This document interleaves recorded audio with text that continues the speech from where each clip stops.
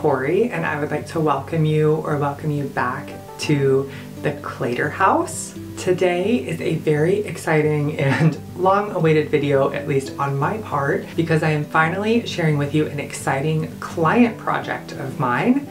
If you've been following along on my channel for a while, you would have known that this was coming, and you would have also seen me build the custom library wall behind me out of Billy bookcases. I DIY'd a custom upholstered ottoman. That was its own video on my channel, and also you would have come shopping with me a couple of times for some fabric and decor and some other items for this space. But today I am so excited to finally be sharing this project with you. I mentioned in a few of my previous videos that this client is a close family member of mine, and that is why I did some DIYing that I normally wouldn't do for a regular design client of mine. This is a close family member. Another reason I tackled some DIYs in this space were due to budgetary reasons. The total budget for this project was $2,000 to $3,000, and we were redoing everything in this space. We have a custom library wall that I built out of Billy bookcases that would not have been possible had I brought in contractors to complete it. That would have taken up our whole budget plus a little bit more, most likely. Also, finding an ottoman in the right size and style that I needed for this piece would have needed a custom order placed, and that also was not in the budget that we had, so I had to make it myself and learn a bunch of new skills. Additionally, we had some custom window treatments that needed to be made, and unfortunately that would not have been within budget either. So again, I challenged myself to create some Roman shades from this space. And while I did not film that as its own video, which I should have because that's the reason this video is coming out a little bit later than intended, I will more than likely be repeating that project in my own home to be able to share it with you in the future. With our budget being $2,000 to $3,000 and all the DIYing that I did, the total cost for this project came out to just under $3,000, not including any of the books that the client bought to put on the shelves throughout the process. And while I did great at sticking to the budget, our timeline that we had was not as well adhered to. We initially met for our design meeting for this space back at the beginning of the summer of 2023, and we set a deadline for it to be finished by Christmas of 2023. And I got started on the designs, we got started on the Billy bookcases, and then in the middle of the summer, the entire AC unit went out, and the budget that we had saved up had to go to replacing that, and the project had to be put on hold. We came back and revisited the project in March of 2024 and set a goal of finishing by the end of June. Well, June came around, and unfortunately one of my dogs, the smallest one, started experiencing some really bad health issues that made it to where I could not come and work on this project. I had to be with her 24/7. We were rushing to emergency visits and operations and things like that, and thankfully she's okay now, but that took up all of June. July came around, right around the time my dog kind of started to recover, and one of the clients had a major surgery that made it to where I really did not need to be here at the house working as they were trying to recover. So I came back, revisited it in August, and finished the built-in project by the end of the month, and have spent all of September finalizing our ottoman, the Roman shades, and installing everything else into the room. Starting with our built-in wall that you see behind me, I drew a lot of inspiration from a design by Park and Oak. They had a very similar color concept to this, where the outside was all painted white, and then on the inside it was a dark cherry wood color inside the shelves. Well, I couldn't replicate that directly due to not having a cabinet maker make custom cabinets, and nor did I want to because it was another designer's design and I never want to copy anyone else's work. We did pull the biggest inspiration that we had into this space. Now, one thing we liked about theirs was along the bottom was cabinetry. It was drawers that stuck out further than the top shelves. With these being Billy bookcases, I could not build the front out, so I used paint to delineate this lower part as a counter. As you can see, it is painted white, while the top part, it's not wood like our inspiration, but instead I painted it in a dark maroon color called Rojo Maroon by Sherwin-Williams. And then the paint all on the exterior and along this countertop here that we used paint to create the illusion of is the color Creamy by Sherwin-Williams. In addition to the inspiration for just this wall in general, the direction for the entire room was more of a modern space with vintage touches and a nice cozy atmosphere, an earthy palette with a huge picture window behind you that you'll see here in a moment that has a view consistent of lots of greens and reds and browns, and all of the colors that you see in this room were pulled from nature that you see right outside the window of this room. The first item I brought in that really set the stage for our color palette was our rug. This is the Sinclair rug by Magnolia Home and Laloy in the color Pebble and Taupe. It has the perfect earthy palette with just a hint of green in it, and it's got a beautiful vintage inspired pattern with a really nice pile that feels super soft under your feet. To pair well with the vintage look of this rug and bring that cherry brown color into the other side of the room, the client and I sourced this beautiful antique table that has the perfect shape for two people to play cards on and serves as a great size side table between two more modern chairs. I sourced the Whalen slip covered swivel chairs from Walmart. These were a great budget find, with them only being $200 at the time that I bought them. They were super easy assembly. The fabric has a beautiful texture, and the shape of the chair itself is very modern and clean in its lines. The slip covered aspect helps it to feel more relaxed and inviting. They were super easy to put together, and the swivel feature of them made it perfect to turn between playing cards on the side table and resting your feet on the custom ottoman that I DIY'd for the center of the room. Now, this ottoman again is in a more modern shape. It is circular and has a diameter of just over 3 feet. I sourced a clearance fabric from Joann's at only $5 a yard, and it had this beautiful green undertone with lots of beiges and browns in it that was perfect for sitting on top of our rug. It also brought in a nice chevron pattern in the way that the fabric was woven together. I have a full video dedicated to building this ottoman, so if you're interested, don't forget to go check that out. And in that video, I mentioned that the client and I were still deciding on whether or not we wanted to add some bun feet to the bottom of it. I'm here to announce that we did opt not to use the bun feet.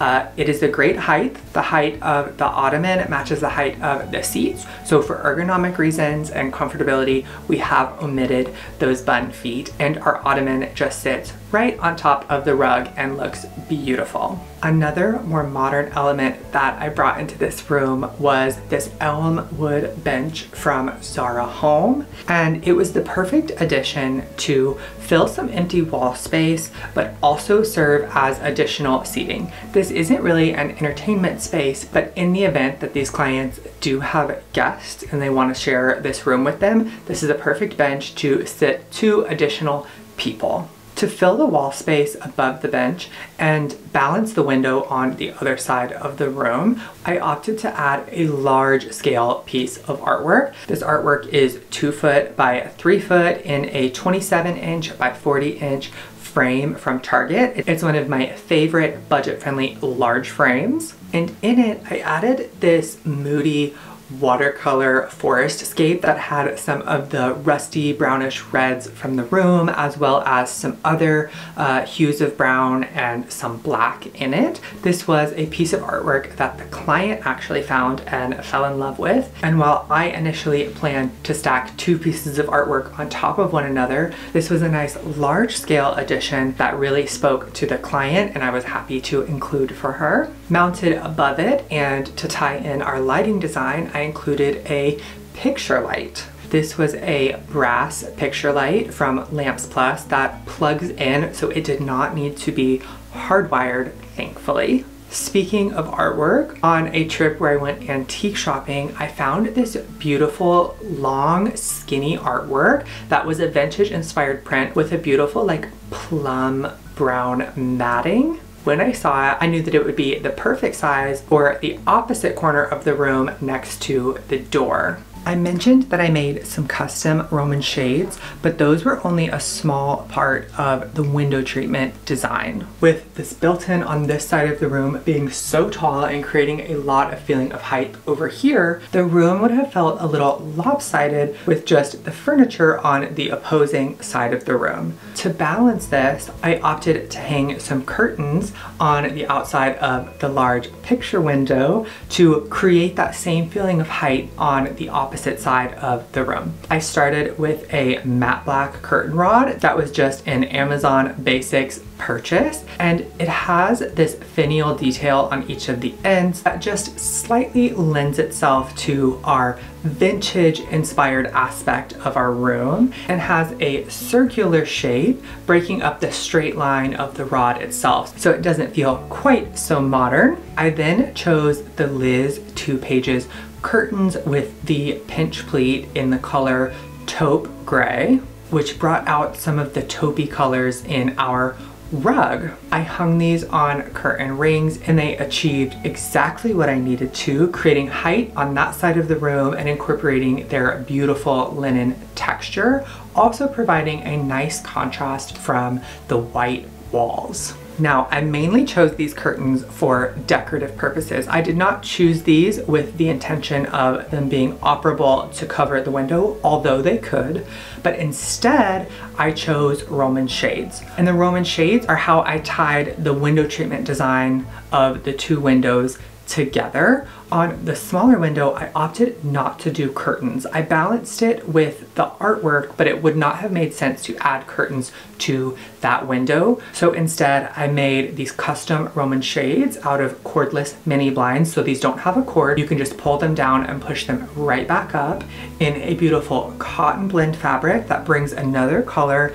out of our rug and has a nice subtle stripe, which incorporates another pattern into the room. It was through these Roman shades that I tied the two windows together, because for the larger window, I also made a Roman shade for this side. Now, it appears to be one Roman shade, and it is, but I made it out of two cordless mini blinds and then a 1x2 board all the way across the bottom to pull all of the strings down at one time. This window was 90 inches wide, so to have a Roman shade made this wide would have been way out of our budget, hence why I made them myself. These were made from a Hearth and Hand shower curtain, and the color, in addition to coming out of the rug, gives a nice contrast to both the curtains and the wall color. They achieve exactly what I was going for, with just a nice tan color that could bridge the gap between the darker curtains and the lighter wall. In order to fully finish this project, there were a few finishing touches that I had to add to further help blend our modern and traditional elements in the room. I did have my husband replace the ceiling fan from a builder grade option that hung way too low into the headspace of the room to a more flush mount modern fixture in a matte black color that matches our curtain rod and our doorknobs on the entrance to the room. In addition to the matte black metal finish, I included a brass finish in the cabinet door hardware on the built-in wall, the picture light above the bench, the frame of the artwork on the opposite side of the room, as well as some pharmacy task lamps that I ordered off of Amazon. They are in a beautiful antique brass finish. The light head itself is able to swivel in multiple directions, and the height of the lamp is adjustable so you won't hit your head, and you can shine the light in any direction that you need to be able to read or play cards or whatever this client wants to do in her new library. With the Wi-Fi coming into this room, I also had to hide their router and all the cords. I chose this dark brown basket with a loose weave that allow those devices to breathe so they don't overheat, but they stay concealed and hidden, and you don't have those devices or their cords cluttering up the room. With just a few finishing touches, this library was finally finished.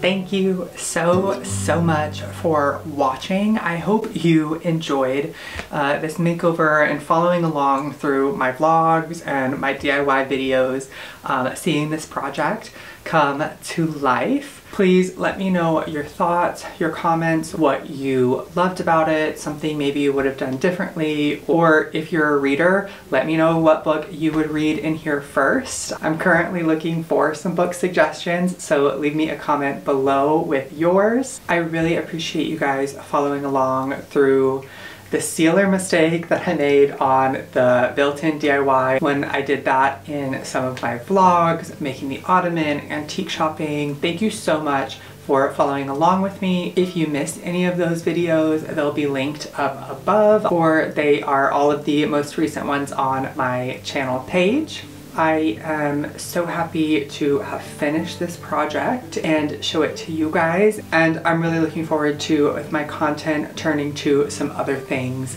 next. I have some design advice videos coming up. I didn't touch on the lighting design in this room, but there will be a video at some point about lighting design in general, and I'll use this room kind of as an example in that. But if there's any design related topics that you'd like covered or you'd like advice on, please just let me know and I would love to get that information to you. If you have not subscribed, please consider subscribing and hitting the bell notification below so you know when I do upload in the future. Until next time, I am wishing you all my best.